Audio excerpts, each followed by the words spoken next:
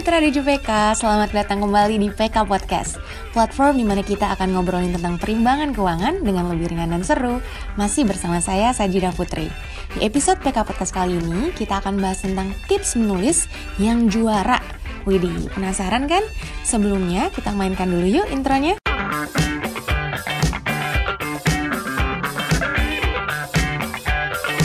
Oke Mitra DJPK, seperti kita tahu, saat ini sedang diadakan sayembara DJPK, yaitu Call for Paper and Essay Competition yang diselenggarakan oleh Direktorat Jenderal Perimbangan Keuangan, Kementerian Keuangan.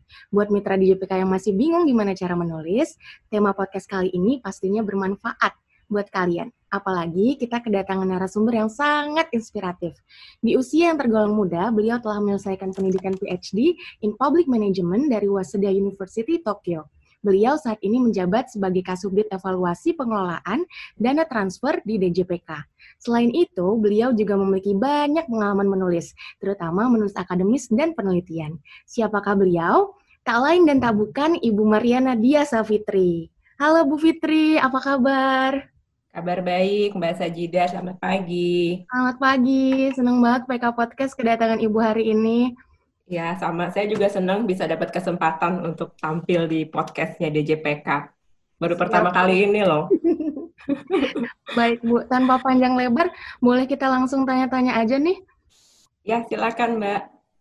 Oke, pertanyaan pertama, kenapa sih kita perlu menuangkan pikiran dalam bentuk tulisan? Ini saya jelasin kenapa kita perlu menuangkan pikiran dalam bentuk tulisan. Nah, yang dimaksud dengan tulisan di sini, ini adalah tulisan yang bentuknya seperti artikel, atau jurnal, karya tulis, atau catatan harian gitu ya Mbak ya. Jadi bukan tulisan yang bentuknya kita posting komen. Jadi tulisan yang agak panjang. Kenapa kita perlu menuangkan pikiran dalam bentuk tulisan? Pertama, karena tulisan membantu kita untuk bisa memikirkan sesuatu dengan lebih mendalam.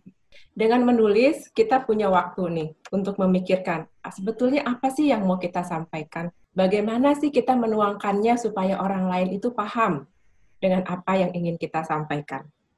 Nah, dengan kita menulis, kita punya banyak waktu. Jadi, kita bisa memilah dan memilih apa yang akan kita sampaikan dan bagaimana menyampaikannya. Menulis juga membantu kita untuk mengendalikan emosi. Beda dengan komen yang, kita senang langsung kita tulis. Kita nggak setuju terus langsung diungkapkan gitu ya, mungkin kalau kita menulis komen-komen pendek. Tapi kalau kita membuat tulisan, karena kita punya waktu, kita jadi relatif lebih bisa mengendalikan perasaan kita. Kadang-kadang kalau kita menuangkan perasaan begitu saja, kadang-kadang setelah kita baca kembali, kenapa saya nulisnya seperti ini ya? Tapi kalau kita mengambil waktu untuk menulis, kita bisa mengendalikan emosi itu. Sehingga ketika ide kita keluar, ide yang kita sampaikan itu sudah lebih objektif, sudah lebih ditulis dalam keadaan ketika kita tenang. Kemudian, satu lagi keuntungan untuk kita menulis di sini adalah kita bisa mengubah atau mengedit cara kita menyampaikan supaya ide kita itu bisa lebih jelas ditangkap. Kalau kita bicara lisan seperti ini, sekali kita bicara, kita kan sudah tidak bisa lagi untuk menarik kata-kata yang sudah keluar. Tapi kalau kita menulis, kita masih punya waktu untuk membaca kembali, kemudian kita bisa mengubah kata-kata yang menurut kita kurang pas. Sehingga apa yang ingin kita sampaikan itu bisa ditangkap dengan lebih jelas. Nah, selain itu, tulisan juga melatih kita untuk mengungkapkan pendapat secara terstruktur dan terorganisasi. Ini penting sekali, karena kadang-kadang kalau kita menyampaikan sesuatu itu tidak secara terstruktur, apa yang kita sampaikan itu kurang bisa ditangkap oleh orang lain. Nah, kalau kita menulis, keuntungannya adalah kita bisa mengatur urutan informasi yang akan disampaikan, sehingga orang lain juga akan lebih mudah mengikuti cara berpikir kita. Dan kemudian setelah itu juga komunikasinya akan menjadi lebih baik. Nah, terus yang terakhir nih yang menurut saya penting sekali. Tulisan kita itu bisa membuat impact, bisa memiliki dampak kepada masyarakat dan orang di sekitar kita. Beda dengan kita ngobrol-ngobrol seperti ini ya Mbak ya, yang mungkin tidak direkam atau mungkin hanya hanya sekedar melempar ide saja. Kadang-kadang kalau kita berbicara dengan cara seperti itu, apa yang kita ucapkan itu tidak tersimpan, tidak terrecord. Tapi kalau kita menulis, tulisan kita ini dapat bertahan dalam waktu yang lama dan dibaca oleh banyak orang serta mungkin oleh banyak generasi ke depan. Contohnya, ya Wakil Presiden pertama, Bapak Muhammad Hatta. Bapak Muhammad Hatta sudah wafat tahun 1980. Tapi karya tulisnya itu masih dibaca orang sampai sekarang. Tahun 2018 yang lalu, 800 dari karya tulis Bapak Muhammad Hatta itu diterbitkan dalam 10 seri buku. Diluncurkan oleh Menteri Pendidikan dan Kebudayaan. Inilah kekuatannya sebuah tulisan. Jadi lama setelah penulisnya tidak ada, karya-karyanya masih bisa bermanfaat, masih bisa dibaca oleh banyak orang. Pernah dengar Raden Ajeng Kartini? Pernah. Kumpulan surat yang ditulis sama beliau itu, Mbak, itu kan dibukukan dalam sebuah buku. Pernah dengar pasti ya, Mbak Sajidah, habis gelap terbitlah terang. Nah, kumpulan surat-surat R.A. Kartini ini menginspirasi banyak orang. Karena seorang wanita muda pada masa itu memiliki semangat yang begitu besar untuk belajar.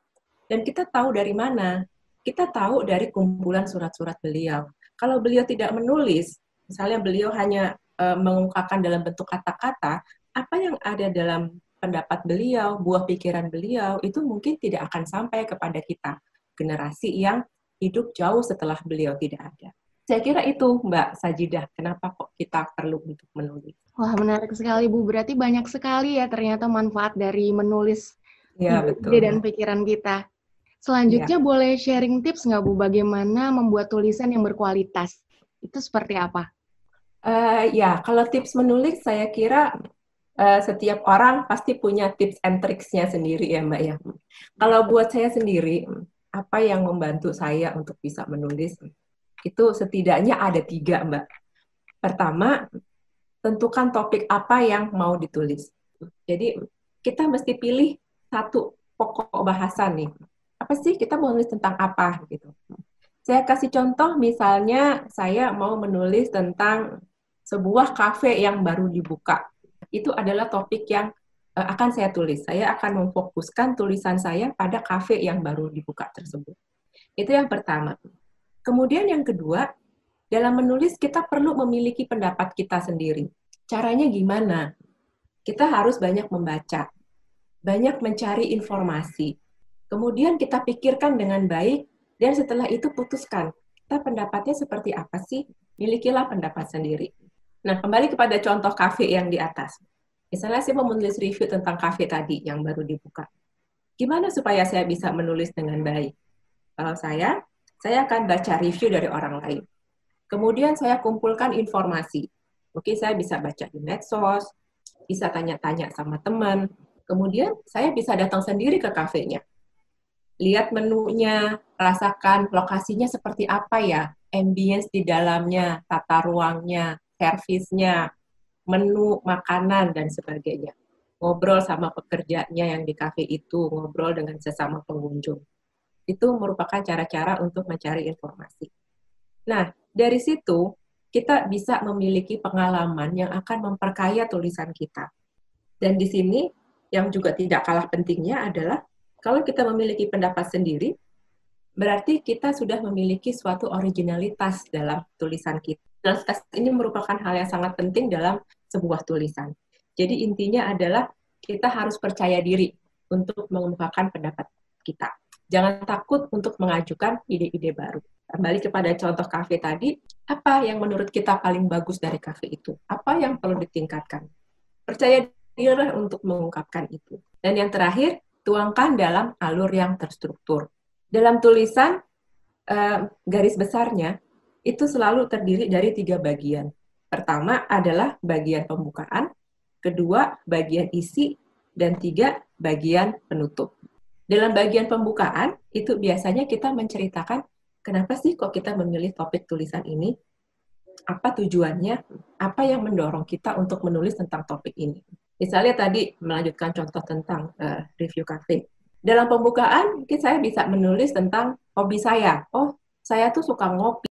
Jadi ketika saya dengar ada tempat yang menyajikan kopi yang enak, saya akan datang mencoba. Itu bisa dijadikan sebagai pembukaan. Atau misalnya, oh saya membaca nih ada suatu kafe yang lagi happening banget. Jadi orang-orang pada membicarakan tentang kafe ini. Nah, saya jadi penasaran. Jadi saya ingin melihat kafe itu dan menulis tentang kafe itu. Itu juga bisa diceritakan sebagai pembukaan. Atau masih banyak sekali kemungkinan yang lain.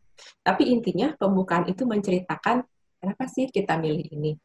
Nah, setelah pembukaan kemudian ada bagian isi. Di isi ini kita mengulas tentang esensi atau substansi apa sih yang ingin kita sampaikan. Misalnya, balik lagi ke tadi contoh tentang kafe. Setelah saya menceritakan tentang pembukaan, di bagian ini saya menceritakan tentang kopi yang ditawarkan. Misalnya.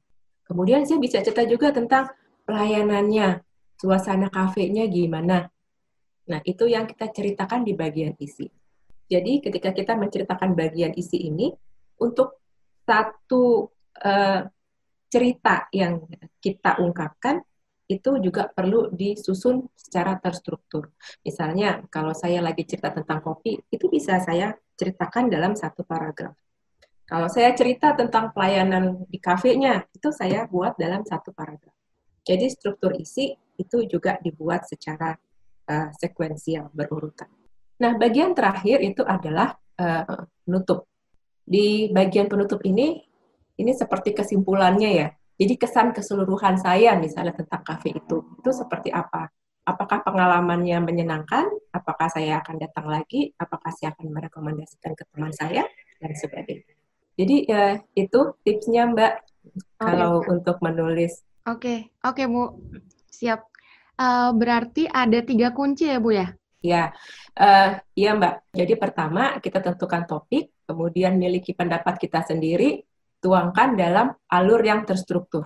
Dan oh iya, ini mungkin karena tadi Mbak Sajida tanya, ada satu lagi yang saya lupa sampaikan. Gunakan bahasa yang sederhana dan mudah dimengerti. Nah, ini juga tips yang sangat penting supaya orang lebih mudah menangkap maksud kita. Kalimat-kalimat pendek dengan satu ide utama itu lebih mudah dipahami dibandingkan kalau kita menulis kalimat panjang dengan beberapa pesan.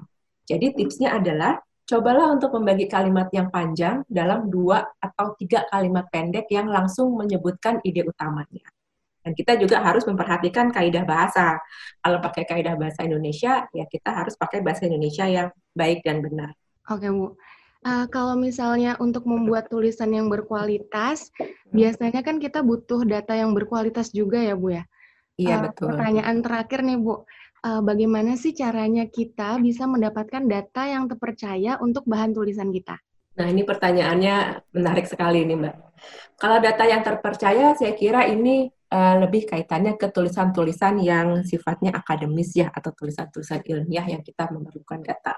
Kalau data-data yang terpercaya, dari pengalaman saya, Mbak, saya biasanya menggunakan situs-situs resmi pemerintah. Kalau saya menulis tentang data-data di Indonesia, saya lebih cenderung memakai situs resmi pemerintah Indonesia. Misalnya Badan Pusat Statistik, kemudian situs-situs dari kementerian. Berarti Kementerian Keuangan juga punya situs yang menyediakan data-data untuk publik. Bisa juga kita memakai situs organisasi lain, tapi yang memiliki reputasi baik. Misalnya kalau kita memerlukan data komparasi dengan negara lain, kita bisa pakai situsnya United Nations, atau kalau dalam kasus saya, karena dulu saya menulis kebanyakan tentang keuangan, saya bisa memakai situs-situs dari donor-donor yang menjadi mitra kerjanya pemerintah Indonesia. Kemudian situs universitas yang memiliki reputasi. Bisa juga kita pakai situsnya Bank Sentral. Jadi organisasi yang memiliki reputasi itu juga merupakan sumber yang baik untuk kita memperoleh data. Nah, data itu juga bisa kita cari sendiri, misalnya dengan cara melakukan survei. Nah, memang ini akan perlu waktu ya Mbak ya untuk melakukan survei. Tapi kalau kita melakukan survei ini, memang hasilnya nanti akan lebih original karena itu kan data pertama.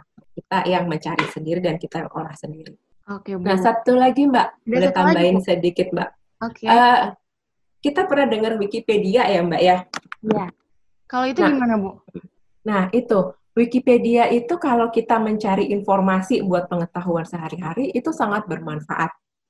kayaknya ketik apa aja di Wikipedia itu ada jawabannya. Namun, kalau kita menulis suatu tulisan akademik, Wikipedia itu biasanya bukan merupakan sumber informasi yang cukup valid. Kenapa? Karena Wikipedia ini adalah sumber yang open source dan sifatnya kolaboratif. Siapa saja bisa mengedit isi dari Wikipedia itu. Kita nggak tahu yang mengedit ini apakah memang punya informasi yang lebih baik, atau mungkin yang mengedit ini juga informasinya juga pas-pasan saja gitu ya. Kita tidak bisa mengetahui itu. Jadi kalau kita menggunakan Wikipedia sebagai referensi dalam tulisan yang ilmiah, biasanya kurang pas ya. Mungkin kita lebih baik mencari kutipan-kutipan dari paper-paper yang sudah diterbitkan sebelumnya, penelitian-penelitian dari orang-orang lain. Itu lebih baik untuk dikutip kalau kita membuat tulisan akademik. Itu Mbak Sajidah menurut saya. Wah, sangat insightful sekali sharing ilmu dari Bu Fitri ini. Mitra DJPK jangan lupa dicatat semua ya poin-poinnya tadi. Karena kita udah dapat pencerahan dari Bu Fitri, pastinya semua yang dengerin jadi nggak ragu lagi nih Bu buat ikutan sayembara DJPK. Selanjutnya kita masuk sesi Q&A ya Bu. Ya, silakan Mbak. Kita bacain beberapa pertanyaan yang lumayan banyak masuk ke IG sayembara DJPK. Ya. Pertama, kenapa diadakan Call for Paper and Essay Competition DJPK ini, Bu? Dan serta tujuannya itu apa? Call for Paper dan Essay Competition ini diadakan bermula dari idenya Ibu Menteri Keuangan. Jadi pada awal tahun 2020 ini, Ibu Menteri mengadakan rapat nih dengan beberapa pejabat di Direktorat Jenderal Perimbangan Keuangan. Dan dalam kesempatan itu, beliau menyampaikan bahwa kita perlu menggali ide-ide dari mahasiswa, dari pelajar, mengenai bagaimana melakukan pengelolaan keuangan. Gimana caranya supaya pengelolaan keuangan negara ini bisa ditingkatkan? Apa manfaat yang sudah dirasakan masyarakat? Nah, bermula dari ide itu, Bu Menteri meminta supaya kita mengadakan sayembara ini. Dan ini merupakan ide yang bagus sekali. Menurut beliau, di Kementerian Keuangan ini kita punya banyak data, dan data itu perlu diolah dan dianalisis supaya menjadi satu informasi yang bermanfaat. Nah, itu Mbak ceritanya kenapa kok sayembara ini diadakan. Okay, kita mengundang pelajar SMA dan mahasiswa dan juga masyarakat umum untuk menuangkan pikirannya dalam bentuk tulisan. Kalau pelajar SMA, kita undang untuk mengirimkan karyanya dalam bentuk tulisan esai. Dan kalau untuk mahasiswa dan umum, kita mengundang untuk mengirimkan karya dalam bentuk paper. Dan kita di sini sangat mengharapkan agar paper itu bisa menggunakan data-data yang dipublish di website-nya Kementerian Keuangan. Nah, untuk web Kemenkeu tadi, ini ada beberapa eselon 1 di bawah Kemenkeu, seperti Direktorat Jenderal Perimbangan Keuangan itu salah satunya, kemudian ada Direktorat Jenderal Anggaran, Direktorat Jenderal Perbendaharaan, Pajak, dan lain-lain. Nah, informasi-informasi itu bisa diperoleh di website-website eselon 1 Kemenkeu yang lain. Nah, di sini kami juga, di DJPK sendiri, kami juga memiliki data tentang keuangan daerah, terutama yang di-share di website kami. Jadi, silakan teman-teman mahasiswa dan umum untuk bisa melihat data itu untuk memperkaya penelitian di papernya. Oke, Bu. Berarti kalau bisa menggunakan data-data resmi yang ada di Kementerian Keuangan ya, Bu ya, terutama karena temanya terkait keuangan daerah, bisa di websitenya DJPK. Iya, betul Mbak. Bisa menggunakan data itu. Nah, tapi tentu juga harus pakai data yang lain, karena kan kita juga memerlukan sudut pandang yang lain ya Mbak ya. Kalau yang di Kemenkeu kan itu satu jenis data. Mungkin nanti perlu data lain yang sumbernya juga dari tempat lain. Oke, Bu. Silakan digunakan. Oke. Untuk selanjutnya ada pertanyaan juga nih Bu, terkait apa sih perbedaan antara call for paper sama essay competition? Oke. Kalau call for paper itu adalah sayembara yang kita peruntukkan bagi mahasiswa dan umum. Jadi di sini kalau di call for paper itu sudah ada format yang ditentukan. Bentuknya memang penulisan ilmiah, Mbak. Jadi ada metodologinya seperti apa, kemudian kita juga minta ada referensinya. Sudah ada guidelines-nya untuk menulis itu. Dan tentunya juga menggunakan data-data. Nah, kalau yang essay competition, ini kita peruntukkan bagi pelajar SMA. dalam essay competition ini modelnya tulisan bebas saja, seperti kalau kita menulis sebuah artikel. Apa pendapatnya, apa idenya, itu bisa dituangkan di situ. Kalau misalnya ada data-data yang bisa dikutip, itu akan sangat bagus. Tapi kalau untuk level essay competition, yang kami tekankan adalah idenya, originality-nya, kontribusinya, apa masukannya, dan apa pengalaman yang dirasakan oleh teman-teman pelajar SMA. Terutama dalam hal yang terkait dengan tema tadi, yaitu dalam bidang pendidikan. Baik, Bu. Untuk selanjutnya, ini ada pertanyaan lagi nih, terkait apa saja yang jadi faktor penilaian paper dan essay dalam sayembara DJPK, Bu? Ya, kalau untuk kriteria penilaiannya, saya kira tidak jauh berbeda ya Mbak ya dengan penilaian untuk paper dan tulisan esai di tempat-tempat lain. Tentunya kita akan melihat kesesuaian tulisan dengan tema dan subtema. Kemudian kita akan melihat struktur penyampaiannya dan originalitasnya, itu juga akan kita lihat. Itu Mbak beberapa faktor yang nanti akan kita lihat dalam penilaian. Oke, Bu. Karena waktunya terbatas, ini pertanyaan terakhir. Apakah ada biaya yang harus dikeluarkan jika ingin mengirim paper atau essay, seperti untuk registrasi makalah misalnya, dan kemudian apakah boleh mengirim lebih dari satu judul tulisan? Kalau untuk biaya Mbak, ini sama sekali nggak dipungut biaya. Jadi mulai dari registrasi sampai nanti ada pengumuman, itu kita tidak memungut biaya apapun. Jadi silakan nih teman-teman yang mau mengirimkan karya, jangan khawatir dengan masalah biayanya. Semuanya gratis ya, Bu ya? Gratis semua Mbak. Bahkan nanti kita akan ada hadiah untuk pemenang 1, 2, dan 3. Dan ini juga teman-teman panitia sedang menyiapkan giveaway juga nih nanti, makanya stay tune terus di IG Sayembara DJPK karena nanti kita akan ada informasi-informasi lain yang bermanfaat. Kemudian tadi apa lagi Mbak? Satu lagi pertanyaannya, maaf saya. Apakah boleh mengirim lebih dari satu iya, tulisan, lebih dari satu. Untuk satu peserta itu hanya boleh mengirim satu tulisan Mbak. Jadi baik dikirimkan secara perorangan atau kelompok, itu satu orang hanya boleh memasukkan satu tulisan. Nah, tulisan ini bisa ditulis juga oleh kelompok ya Mbak ya, maksimal 3 orang. Maksimal 3 orang satu Maksimal kelompok ya, 3 orang. Iya, betul. Untuk tapi pelajar satu kelompok SMA. juga hanya satu judul berarti ya? Iya. Jadi kalau misalnya mau bikin penelitian bersama-sama dengan temennya bertiga, boleh. Tapi hanya satu saja. Kalau sudah mengirimkan karya dalam tulisan kelompok, berarti tidak bisa mengirimkan karya lagi dalam tulisan pribadi. Gitu, Mbak. Oh, baik. Oke, Bu, karena waktunya terbatas, pertanyaannya cukup 4 aja ya kali ini Mitra DJPK. Buat yang masih ada pertanyaan, bisa langsung hubungi CP yang ada di Instagram atau Twitter Sayembara DJPK. Benar ya, Bu ya? Iya, betul Mbak. Jangan lupa stay tune terus ya di IG DJPK dan IG Sayembara DJPK. Jangan lupa teman-teman. Terima kasih Bu Fitri atas waktunya. Iya, terima kasih kembali Mbak Sajidah. Ya, terima kasih. Semua yang Bu Fitri sampaikan sangat bermanfaat dan insya Allah menginspirasi kita semua untuk mulai menulis. Mengutip kata-kata Bu Fitri di salah satu artikel, kesuksesan adalah ketika kesempatan bertemu dengan persiapan. Mitra DJPK yang dengerin podcast ini sudah checklist salah satunya nih, yaitu persiapan. Tinggal memanfaatkan kesempatan yang ada di depan mata untuk ikut Sayembara DJPK. Jadi, jangan lupa ikutan ya. Salam semangat dan semoga sukses. Sampai jumpa di PK Podcast selanjutnya.